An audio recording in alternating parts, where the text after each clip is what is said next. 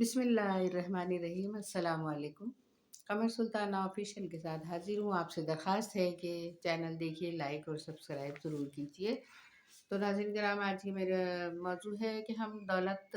کس طرح حاصل کرتے ہیں اور کس طرح حاصل کرنا چاہتے ہیں۔ تو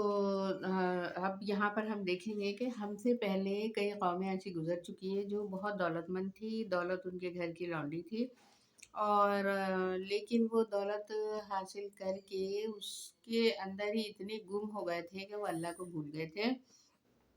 اور اللہ تعالیٰ کی کبریائی میں دخل دینے لگے تھے۔ تو اللہ تعالیٰ نے انہیں تباہ و برباد کر دیا۔ یہ ہمیں ہمارے نبیوں نے بتایا، اور ہمارے حضرت محمد مصطفیٰ صلی اللہ علیہ وسلم پر جو کتاب قرآن پاک اتری اس میں جگہ جگہ ہمیں بتایا گیا ہے کہ وہ قومیں جو قانون قدرت سے انحراف کرتی ہیں اور اس میں دخل دیتی ہیں، انہیں تباہ اور برباد کر دیا جاتا ہے۔ تو ایسی کئی قومیں گزری ہیں جس میں ہم نے کافی قوموں کے بارے میں پڑھا ہے۔ اب ہم آگے چلتے ہیں کہ کوئی بھی اپنا محاسبہ نہیں کرتا، صرف دولت حاصل کرنے میں آگے بڑھنا چاہتے ہیں تو وہ عذاب سے ہی دوچار ہوتے ہیں۔ دیکھیے کہ اب ہم یہاں یہ دیکھتے ہیں کہ اللہ تعالیٰ نے قوموں کے لیے کھلا کائنات چھوڑ دی کہ آپ جو چاہیں حاصل کریں، کھائیں پیے، لیکن ایک دائرے کار میں رہتے ہوئے، اللہ کے بتائے ہوئے راستے میں رہتے ہوئے۔ تو جو قوم جب اس پر عمل نہیں کرتی، اللہ کے احکامات کی نافرمانی کرتی ہے اور اللہ کی پرستش کی بجائے دولت پرستی میں لگ جاتی ہے، جس میں ہم دیکھتے ہیں کہ ہمارے کئی اسلاف یعنی کہ کئی قومیں جس میں مغل بادشاہ ہیں، کئی اور اس طرح کی بادشاہت گزری ہیں جن کے آگے آنے والی نسلیں، جنہوں نے بنیاد تو بہت اچھی رکھی تھی اپنی سلطنتوں کی، بالکل دین اسلام پر چلتے ہوئے رکھی تھی، لیکن آگے آگے بڑھتے بڑھتے ان کے جو آنے والے نئی نسل تھی وہ دولت پرستی میں مبتلا ہوئے، فخر اور غرور میں مبتلا ہوئے، جس میں اللہ تعالیٰ نے پھر انہیں تباہ برباد کر دیا، ذلیل و خوار ہو گئے، اور آج ان کے محلات کھنڈرات میں تبدیل ہوتے چلے جا رہے ہیں، جنہیں اب نئی قومیں، اب آنے والی نسل اپنے پیروں تلے روند رہی ہے۔ کیا یہ جاؤ حشم اور یہ ان کے پاس جو مال دولت تھی اور ان کا جو غرور تھا، فخر تھا، جو ان کا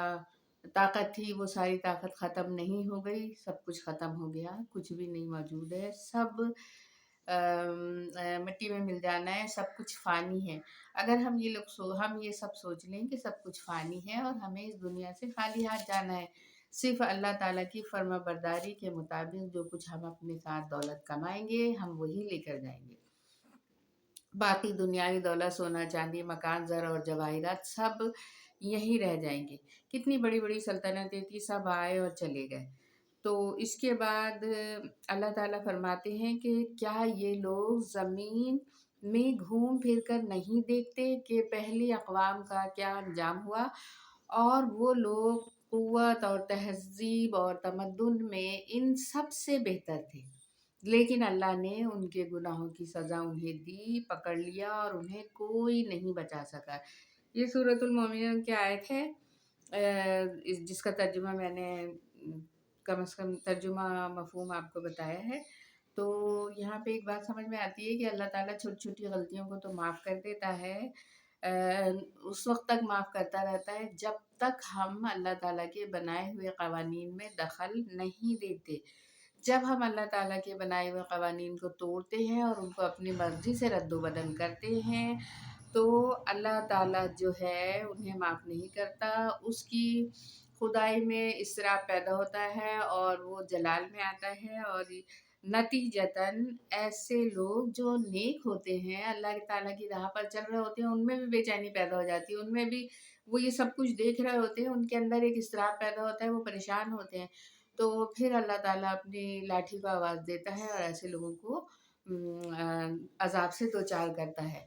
تو اور ان لوگوں سے ان کا اقتدار چھین لیا جاتا ہے، یا تو یہ لوگ تباہ و برباد ہو جاتے ہیں، یا پھر ایسی قومیں غلام بن جاتی ہیں کہ دولت کا غلام بنتے بنتے مادہ اور اسلام اپنے دوسری نسلوں کی غلام بن جاتی ہیں، ان کے پاس کچھ نہیں ہوتا، اللہ تعالیٰ انہیں تباہ و برباد کر دیتا ہے ہر لحاظ سے۔ تو آج ہم دیکھیں کیا ہمارا دور دولت پرستی کا نہیں ہے؟ کیا ہم دولت پرست نہیں ہیں؟ پتھروں کو پوجنا، مکان بنانا، عالیشان عمارتیں تعمیر کرنا، ایک دوسرے سے بڑھ چڑھ کر مقابلے کر کر، یہ نہیں کہ اپنی ضرورت کے مطابق خاموشی سے ہم تیار کر لیتے ہیں، لیکن نہیں، ہم کہتے ہیں اس کا ایسا ہے ہم اس سے بہتر بنائیں گے، اس نے یہ کیا ہے ہم اس سے بہتر بنائیں گے۔ دیکھیے ہمارے سامنے ایک مثال ہے کہ دبئی میں برج خلیفہ بنایا گیا، اس کو دیکھتے ہوئے سعودی عرب کے شہزادے جو ہیں اب اس تگ میں لگے ہوئے کہ ہم اس سے اونچی عمارت بنائیں گے، ہم اس سے اونچی بنائیں گے۔ تو یہی چیزیں جو ہیں، اور کتنے ان لوگوں کو اللہ تعالیٰ نے عروج عطا کیا ہے، کس قدر ان کے پاس دولت ہے، کتنا پیسہ ہے اور کس قدر عروج ہے، تو یہ سب ان کے پاس ہے، لیکن وہ بت پرستی، یعنی کہ بت پرستی یہ ہے کہ مادے کی پرستش کر رہے ہیں، مادے کی پرستش کر رہے ہیں، یعنی کہ سونا چاندی زر اور جواہر اور پیسہ جو ان کے پاس ہے، اس کی پرستش کر رہے ہیں اور اس کو سب سے بڑا اور اچھا جان رہے ہیں۔ تو یہ سب مٹی پتھر یہ سب اللہ تعالیٰ کی مخلوق ہے، سونا چاندی یہ سب اللہ تعالیٰ کی مخلوق ہے۔ تو یہ لوگ اپنی دولت اور خاندانی معیار کو اتنا ان لوگوں نے بڑھایا ہے کہ یہ حویث زر کہلانے لگا ہے، اور انسانی اقدار اس میں پامال ہو چکی ہیں۔ اسلاف کی نجابت، قومی روایت اب سب ختم ہو چکا ہے۔ موت کے بعد کی زندگی سے ایسے لگتا ہے جیسے موت کے بعد کی زندگی سے یقین اٹھ گیا ہے، سب کچھ جو کچھ ہے وہ یہی ہے، اسی کے لیے مقابلہ ہو رہا ہے، اسی کے لیے بڑھنے کی کوشش کی جا رہی ہے، اسی کو سب کچھ جان کر ہم اپنی زندگی گزار رہے ہیں۔ تو یہاں پر یہ اللہ تعالیٰ کے احکامات کی کھلی خلاف ورزی ہے۔ اللہ تعالیٰ کہتے ہیں کہ اللہ کی رسی کو مضبوطی سے پکڑو اور آپس میں تفرقہ نہ ڈالو۔ کیا ہم ایک دوسرے سے بڑھ کر ایک دوسرے کو نیچا دکھانے کی کوشش میں تفرقہ نہیں ڈال رہے؟ یقیناً ایسا ہی ہے، ہم تفرقہ ہی ڈال رہے ہیں۔ تو جب کچھ اللہ کے بندے، دنیا خالی نہیں ہوتی نیک بندوں سے، دنیا میں نیک بندے رہتے ہی ہیں، پھر کچھ تھوڑے بہت لوگ جو ہیں نیک ہیں، اللہ تعالیٰ کے پسندیدہ ہیں، وہ اس کے خلاف آواز اٹھاتے ہیں، تو ان کی آواز سنی نہیں جاتی، آنکھ اور کان بند کر لیے جاتے ہیں، اور ان کی طرف سے کوئی چیز اپنے اوپر لاگو نہیں کی جاتی اور انہیں غلط کیا جاتا ہے، یعنی کہ وہ بول رہے ہیں تو بولتے رہے، ہمیں ان سے کوئی مطلب نہیں۔ اس وقت شیطان جو ہے بہت خوش ہوتا ہے، اور وہ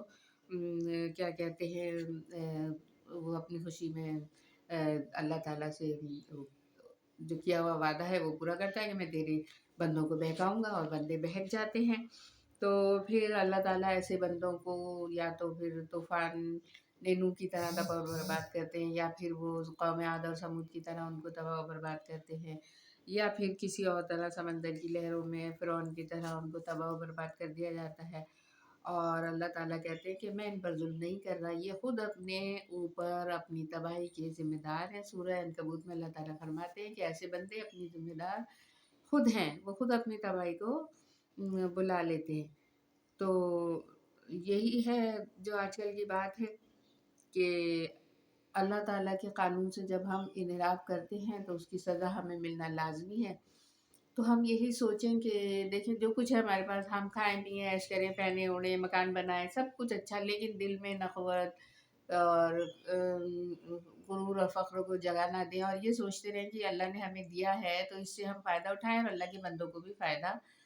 پہنچائیں۔ اس میں ہم کہیں بھی اللہ تعالیٰ کو نہیں بھولیں،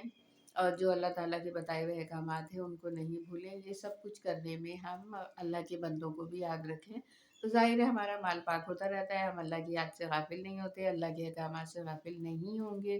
تو پھر سب کچھ ہمارے لیے اچھا ہوگا اور ہم ان چیزوں سے فائدہ اٹھائیں گے، بے شک ہمارے پاس کتنی دولت ہو۔ تو اللہ تعالیٰ نے یہ تھوڑی کہا ہے کہ دولت نہ رکھیں، نہ کمائیں، نہیں اس کو استعمال کریں، استعمال کے طریقے بھی بتائے گئے ہیں، انہیں پر عمل کرتے ہوئے ہم اس دنیا میں خوشی اور خوشحالی سے رہ سکتے ہیں۔ تو اللہ تعالیٰ نے صاف فرمایا ہے کہ سورہ طٰہٰ میں کہ جو لوگ میرے احکامات کو بھول جاتے ہیں ہم ان کی روزی تنگ کر دیتے ہیں، اور قیامت میں دن انہیں اندھا بنا کر اٹھائیں گے۔ یہ سورہ طٰہٰ میں اللہ تعالیٰ نے فرمایا، تو اگر ہم اسی پر غور و فکر کریں تو ہمیں بہت سارے راستے مل جاتے ہیں، اور دولت استعمال کرنے کے طریقے بھی ہمیں مل جاتے ہیں۔ تو ناظرین کرام ابھی اتنا ہی، اور اس کے بعد میں دوبارہ حاضر ہوں گی، اس وقت تک کے لیے آپ سے اجازت چاہوں گی۔ چینل کو لائک اور سبسکرائب ضرور کیجیے۔ اللہ حافظ۔